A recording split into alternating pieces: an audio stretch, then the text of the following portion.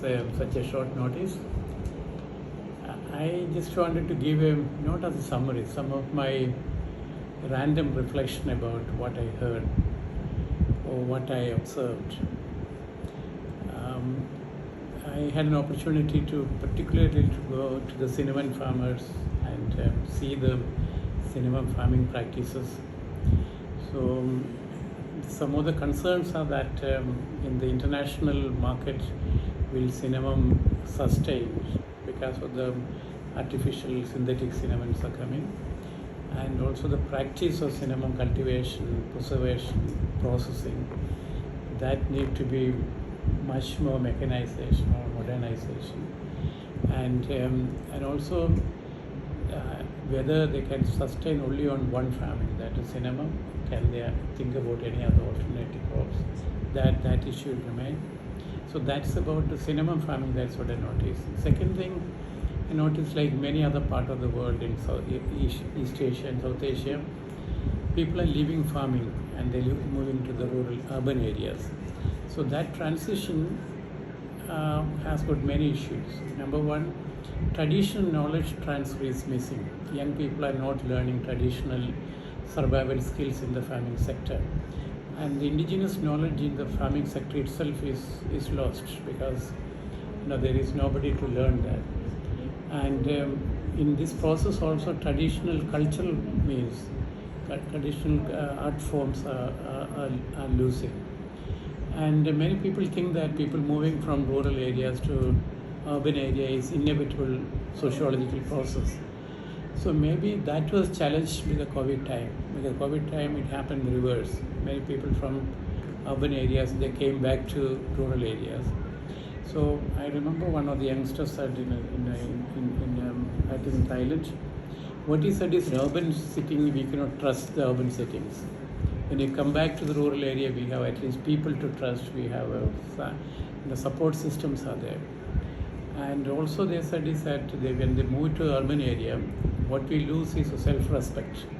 I always work for someone else and they tell me what to do. My self-respect is reduced when I work in the urban sector. So rediscovering the urban way of life, rural way of life, an issue which need to be looked at carefully on that, because particularly in the COVID pandemic, that gave them the issue of re-engaging the rural sector came up.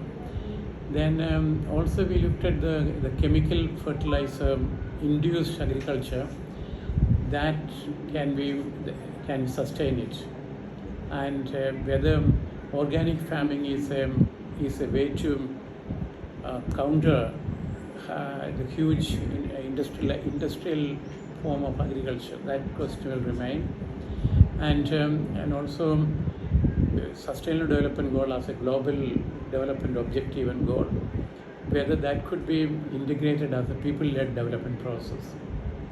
So I remember one of the farmer, he said the environmental crisis and how that is impacting on the rural sector is an important issue.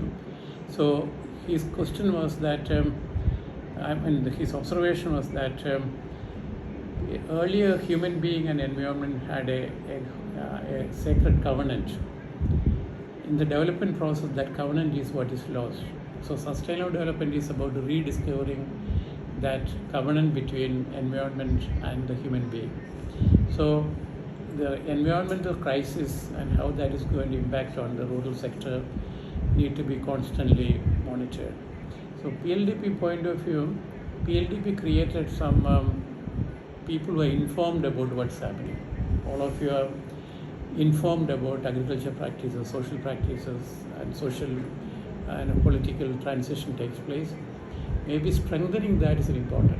Your capacity to analyze agriculture sector, how agriculture sector is linked to the urban sector, and most importantly, this is also part of international decision making. For example, the cinnamon farmer in the deep southern province of Sri Lanka may be affected by a decision taken in New York, who had no idea about what is the farming system. But your capacity to analyze those relationships is important. And now Sri Lanka is going, in the context of Sri Lanka is going to a financial and social crisis. how that will impact on the agrarian sector, rural sector. Have you helped the farmers to sustain and survive through this crisis period? So this is going to be an important contribution of PLDP leaders. So probably that the social capital created through the PLDP project, like capacity leaders, the networks they created. PLDP itself, the leadership is a network, but you're also part of many other networks. So strengthening that network could be one of the way to do that. And most importantly, a knowledge bank on the rural sector, on various aspects, indigenous people, the traditional knowledge system, and also the traditional agriculture practices, traditional art form. All these are, you are the people are the custodian of people who are like a knowledge bank. So these are some of the observations I have. But at the same time, there are some people are willing to stand with the farming community, rural poor, and also indigenous population. So that's some of the contribution of PLDP project, and I hope there is some way this project will continue. I don't know how exactly it is, and I wish it will continue. And I'll be sending my formal report later on, so you can comment on it before we submit it. Again, thank you very much for your hospitality. Thanks for your time.